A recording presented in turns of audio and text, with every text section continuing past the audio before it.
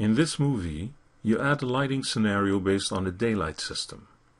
The daylight system simulates the sun and daylight coming from the Earth's atmosphere to provide global illumination. It can be used both with the Scanline and with the mental ray renderers. The creation process is the same. The difference lies in the adjustments made to the daylight system's parameters. The project you started so far is using the Scanline renderer, which is the default when you start a new project. Continue working on your file from the first movie, or open the provided file named environmentscanline.max if you need to catch up. As mentioned at the end of the last movie, a render at this point leaves a lot to be desired. Make sure you are set in a 4 viewport configuration. If you need to, use Alt-W to toggle off full screen mode. Go to the Create Systems panel and choose the daylight system. A warning appears prompting you to use logarithmic exposure control to compensate for the strength of the daylight system. This type of exposure control is one of the differences between Scanline and mental ray, but more on that later. Click Yes to continue. Click and drag somewhere in the top view to create a rose compass, and then drag a bit more and click to define the orbital scale. The background picture was taken at 10 in the morning, so make that adjustment accordingly. You can even set the geographic location to match the picture in the background. For now, though, simply adjust the north direction so that the shadows match between 3D elements and background shadows. A value of about 245 degrees should be adequate. Render the camera view again. There are a few problems to overcome. You can certainly see the effect of the direct light, the sun casting shadows on the ground. The ground itself should be invisible though, except for the fact that it's receiving shadows. Also, the general ambient illumination generated by indirect lighting, bouncing light, is a little flat and requires some work. There is also another problem that's quite important. Notice how the shadows seem to be cropped in this area. This can happen sometimes depending on where you place the daylight system.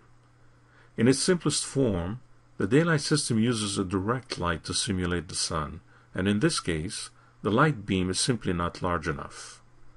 To see it better, enable the Show Cone option.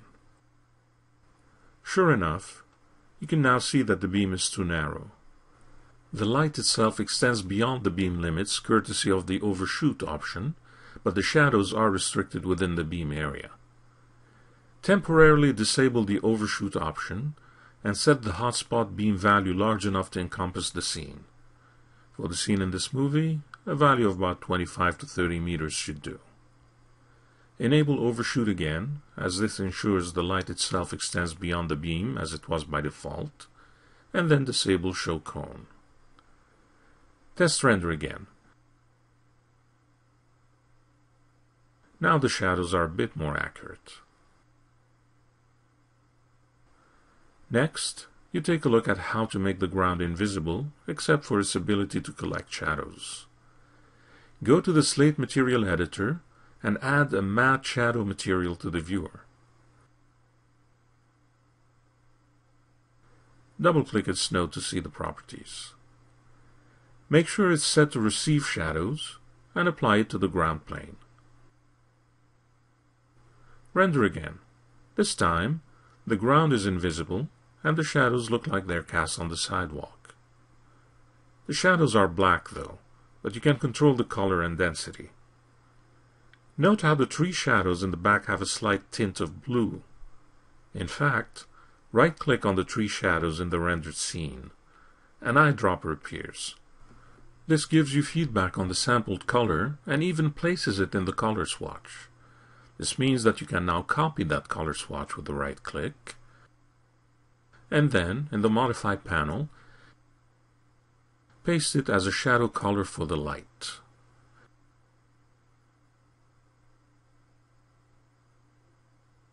The difference is subtle, but certainly visible. Dismiss the render window and the material editor for now. Next, you tackle the global illumination problem. Using the Scanline renderer, you are more or less restricted in your approach.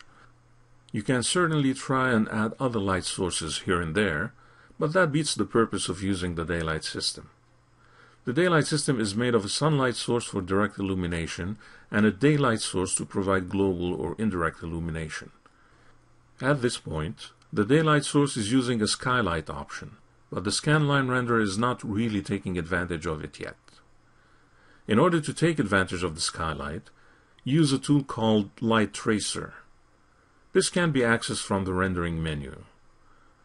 This activates the Light Tracer tool and gives you a set of default parameters.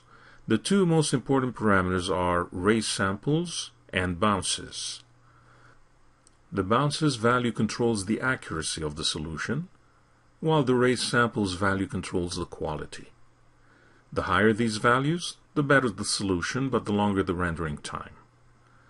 Leave bounces at 0 and decrease the ray sample to 50.